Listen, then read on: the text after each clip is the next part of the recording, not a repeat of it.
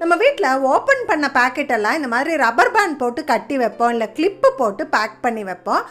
Clip rubber பேண்டெல்லாம் எதுவும் கிடைக்காதப்போ இந்த open பண்ண பேக்கெட்டை ஏர் டைட்டாக எப்படி சீல் பண்ணி வைக்கிறது அப்படின்னு பார்க்கலாம். இந்த ஓப்பன் பண்ண பேக்கெட்டை இந்த மாதிரி 2 சைடும் வி மாதிரி மடிச்சுக்கணும். அப்புறமா இந்த பேக்கெட்டை திருப்பி மேலேருந்து கீழே இப்படி சுருட்டிக்கிட்டே வரணும். நம்ம மடிச்சிருக்கிற போர்ஷனோட எண்டு வந்ததுக்கப்புறமா இப்படி திருப்பி விட்டுட்டோம் அப்படின்னா அது ஏர் டைட்டாக சீல் ஆகிக்கும். கீழே கவுத்துனா கூட சிந்தாது. ட்ராவல் டைமு இந்த டிப்பு ரொம்பவே யூஸ்ஃபுல்லாக இருக்கும். ட்ரை பண்ணி பாருங்கள். ஒருவேளை கவரில் பொருள் ஜாஸ்தியாக இருக்குது அப்படின்னா நம்மளால் இந்த மெத்தடில் பேக் பண்ணி வைக்க முடியாது.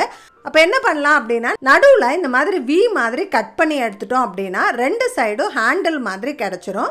இந்த பீஸை வச்சு நம்ம டைட்டாக முடிச்சு போட்டு வச்சிடலாம். இந்த மாதிரி நம்ம கட்டி வைக்கும் போது ஏர் டைட்டாக இருக்கும். ட்ரை பண்ணி பாருங்கள். ஸோ நம்ம கிச்சனில் அவசரத்துக்கு இந்த டிப்ஸ் எல்லாம் ரொம்பவே யூஸ்ஃபுல்லாக இருக்கும். ட்ரை பண்ணி பாருங்கள். இந்த சின்ன பீஸை டிஸ்போஸ் பண்ணும்போது இதை அப்படியே தூக்கி போடாமல் வேறு ஏதாவது வேஸ்ட் கவருக்குள்ளே போட்டு டிஸ்போஸ் பண்ணுங்கள். அப்போ கரெக்டாக ரீசைக்ளிங்க்கு போயிடும்.